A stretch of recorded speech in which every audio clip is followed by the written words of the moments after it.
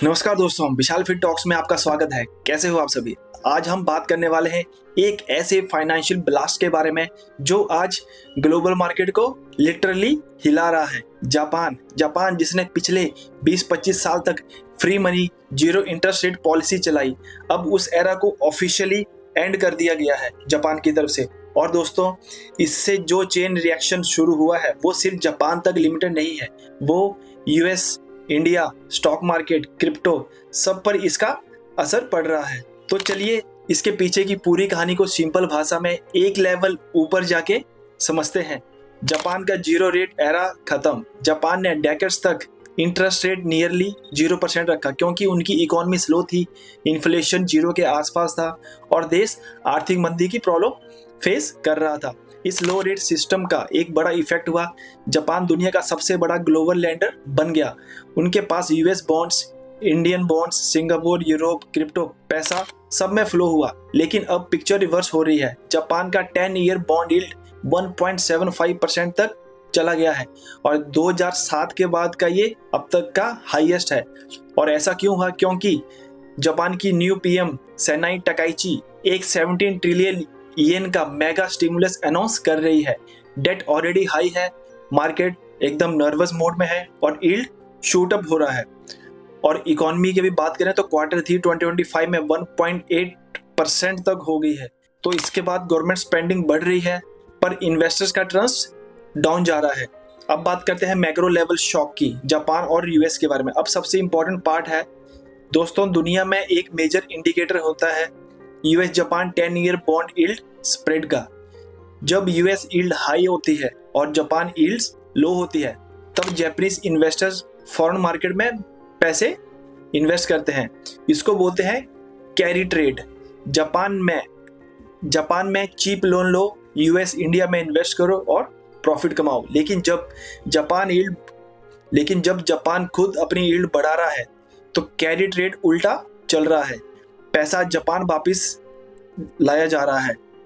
इससे क्या हो रहा है? इससे ये हो रहा है कि यूएस बॉन्ड्स की डिमांड अभी कम हो रही है, यूएस यील्ड्स ऊपर जा रहा है, यूएस करेंसी और जापानीज करेंसी एक्सचेंज रेट बढ़ रहा है, फॉरेक्स मार्केट में वॉलेटिलिटी बढ़ रही है, ग्लोबल लिक्विडिटी एकदम टाइट हो रही है। ये सब एक डोमिनो इफेक्ट क्रिएट कर रहा है। अब बात करते हैं कि क्रिप्टो मार्केट क्यों गिर रहा है। जब लिक्विडिटी टाइट होती है तो क्रिप्टो सबसे पहले गिरता है। जापान के यील्ड्स बढ़ने से leverage trades liquidate, altcoin crash, bitcoin 25 से 30% तक डाउन चला गया है। फ्यूचर में हंड्रेड्स ऑफ मिलियंस लिक्विडेशन हो सकती हैं। अब बैंक ऑफ जापान दिसंबर में और रेट हाइक कर सकता है। ये पॉसिबिलिटीज मार्केट को और पैनिक में डाल रही है। शॉर्ट टर्म एक्सट्रीमली और ज्यादा बेरिश दिख सकता है, बट लॉन्ग टर्म जब फिएट सिस्टम पर ट्रस्ट कम होता है तो लोग क्रिप्टो को एक अल्टरनेटिव के रूप में देखते हैं।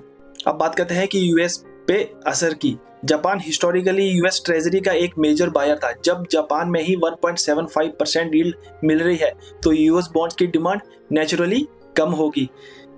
इसका मतलब है कि यूएस यील्ड्स बढ़ेंगे, यूएस बोरोइंग कॉस्ट बढ़ेगी, यूएस कंपनी के इंटरेस्ट पेमेंट्स हाई हो जाएंगे, स्टॉक मार्केट वैल्यूएशन प्रेशर में आ सकता है। ये एक ग्लोबल रीसेट जैसा इन्वायरमेंट बना रहा है। अब बात करते हैं इंडिया पर इसके असर की। पर इंडिया पर इसका डायरेक्ट असर पड़ सकता है। पहला है FPI outflow. Japanese investors India में हेवली इन्वेस्ट करते हैं और जब यील्ड्स उनके अपनी ही कंट्री में बढ़ गई हैं तो वो पैसा इंडिया से निकालकर वापिस जापान लेके जा सकते हैं और तो इससे स्टॉक मार्केट्स में वोलेटिलिटी आपको देखने को मिल सकती है।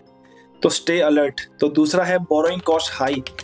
इंडियन कंपनी जो जापानीज बैंक से लोन लेती थी उनके लिए लोन अब लेना महंगा हो जाएगा। इंफ्रास्ट्रक्चर, ऑटो, मैन्युफैक्चरिंग, इस पे भी इसका असर पड़ेगा। तीसरा पॉइंट है रूपी येन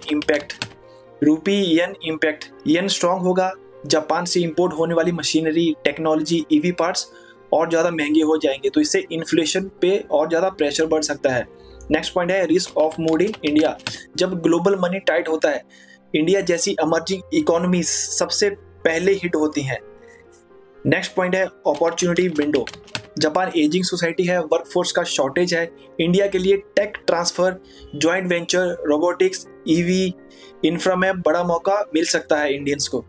अब बात करते हैं ग्लोबल मार्केट क्यों हिल रहा है। यूरोप यील्ड ऊपर जा रहा है, यूएस यील्ड ऊपर जा रहा है, इंडिया का यील्ड भी ऊपर जा रहा है, क्रिप्टो डाउन जा रही है, इक्विटी डाउन जा रही है, बोरोइंग कॉस्ट हाई हो रही है, इन्फ्लेशन में प्रेशर बढ़ रहा है और अभी सेफ हेवन एसेट की डिमांड भी बढ़ रही है। इसका कोर रीजन एक ही है, लो इंटरेस्ट रेट एरा अब खत्म हो गया और हाई इंटरेस्ट एरा अब शुरू हो गया है और जापान का जीरो रेट एंड होना इस नए ग्लोबल साइकिल का स्टार्टिंग पॉइंट है। अब बात करते हैं इन्वेस्टर्स क्या करें। पैनिक नहीं करना है। सबसे पहले ये साइकिल लॉन्ग टर्म वेल्थ के लिए इंपॉर्टेंट होता है।